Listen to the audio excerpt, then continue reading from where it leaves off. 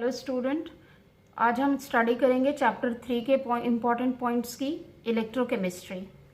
तो यहाँ पर जो पॉइंट्स मैंने बताए उनके साथ साथ मैंने यहाँ फॉर्मूले भी दिए हैं जो कि बहुत इंपॉर्टेंट हैं। तो 2 मिनट में हम रिवाइज कर लेते हैं आज इस चैप्टर को, और आप कॉपी पेन लेकर बैठिए जिससे कि आप लिस्ट बना सकें कि यहाँ पर कौन से पॉइंट्स हैं जो आपको याद करने हैं, और ये बहुत इंपॉर्टेंट है। First, electrolytic cell. Electrolytic cell which converts electrical energy into chemical energy. ये डेफिनेशन में आ जाता है 1 मार्क क्वेश्चन में, तो इसलिए आप इसको याद करेंगे। Second point is electromotive force of the cell. E cell is equals to E cathode minus E anode.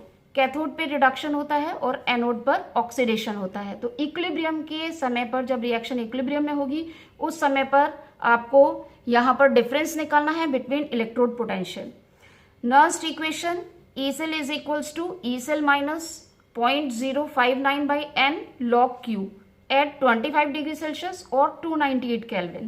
So this equation will follow at this temperature 298 Kelvin, and Q is equals to concentration of product divided by concentration of reactants. तो ये आप याद रखेंगे। Nernst equation बहुत important है। EMF of the cell जब आप solve करेंगे न्यूमेरिकल में तो यही इक्वेशन को फॉलो करना होगा। Equilibrium constant for the from Nernst equation. E cell is equals to 0.059 by N log Kc. N जो है यहाँ पर हम बात करें या यहाँ बात करें, N is number of charge during the reaction.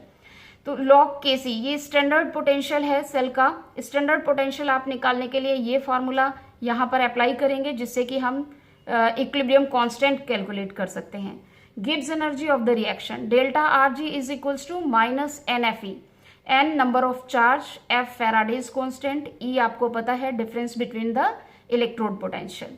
तो इससे हम गिब्स एनर्जी यहाँ पर कैलकुलेट कर सकते हैं। नेक्स्ट एंड 6 नंबर का पॉइंट है यहाँ पर molar conductivity and limiting molar conductivity.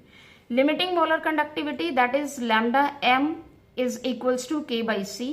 और लिमिटिंग मोलर कंडक्टिविटी का मीनिंग होता है जब concentration approaches to the zero, उस समय पर मोलर कंडक्टिविटी को ही हम लिमिटिंग मोलर कंडक्टिविटी कहते हैं, which is represented by lambda m naught.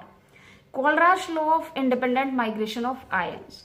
Kohlrausch law यहाँ पर रिलेटेड है लिमिटिंग मोलर कंडक्टिविटी से। अगर हमें किसी भी सॉल्यूशन की लिमिटिंग मोलर कंडक्टिविटी कैलकुलेट करनी है तो उसमें जो चार्ज पार्टिकल्स हैं जो इंडिपेंडेंटली वहां पर कंट्रीब्यूट हो रहे हैं सॉल्यूशन के अंदर, उनका जो सम होता है, we can say that sum of individual contribution of cations and anions of the electrolyte, that is known as Kohlrausch law. तो यहाँ पर हम दोनों का कंट्रीब्यूशन का एडिशन करके लिमिटिंग मोलर कंडक्टिविटी कैलकुलेट कर सकते हैं।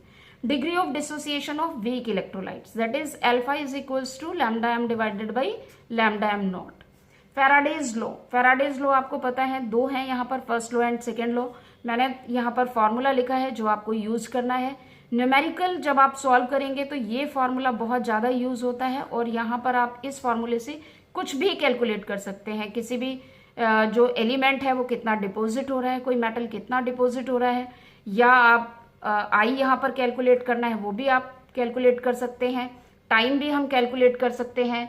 तो यहाँ पर हम बहुत सारी चीजें एक ही फॉर्मूले से सॉल्व कर सकते हैं। तो यहाँ पर फर्स्ट फॉर्मूला है W is equals to ZIT। Z आपको पता होगा, Z कहते हैं इक्विवेलेंट मास। इक्विवेलेंट मास यानी Z को हम निकाल सकते हैं atomic weight divided by NF से भी निकाल सकते हैं। और सेकेंड फॉर्मूला है W upon M is equals to IT by NF। तो ये फॉर्मूला आपको याद रखना है। 10th एंड लास्ट पॉइंट है conductance of electrolytic solution. Conductance of electrolytic solution G is equals to 1 by R, यानी रेजिस्टेंस का इनवर्सली जो होता है वो यहाँ पर कंडक्टेंस होगा। क्योंकि हम इसका इन्वर्स कर रहे हैं तो R का जो फॉर्मूला होता है रो एल बाई ए होता है, तो इसका इन्वर्स हम लिख सकते हैं A अपॉन रो एल। तो quantity L by A is called cell constant. देखिए सेल कॉन्स्टेंट भी एक टर्म है आपके यहाँ, G स्टार जिसका सिंबल है। तो सेल कांस्टेंट अगर कैलकुलेट करना है G star is equals to L by A से आप कर सकते हैं, that is also equals to R into K। तो K क्या है यहाँ पर, कंडक्टिविटी है। तो K कंडक्टिविटी आप कैसे निकाल सकते हैं, is equals to cell constant by R, K is equals to G star by R। तो ये पूरा चैप्टर है जो हमने 2 मिनट में यहाँ रिवाइज किया है, और ये सारे वो फॉर्मूले हैं जो आपको हमेशा याद रखने हैं। ये चैप्टर बहुत इंपॉर्टेंट है क्योंकि 5 मार्क का क्वेश्चन इस चैप्टर से आपको जरूर मिलेगा। तो आप यहाँ ये चैप्टर पूरा याद रखेंगे। Hope this video is very helpful for you.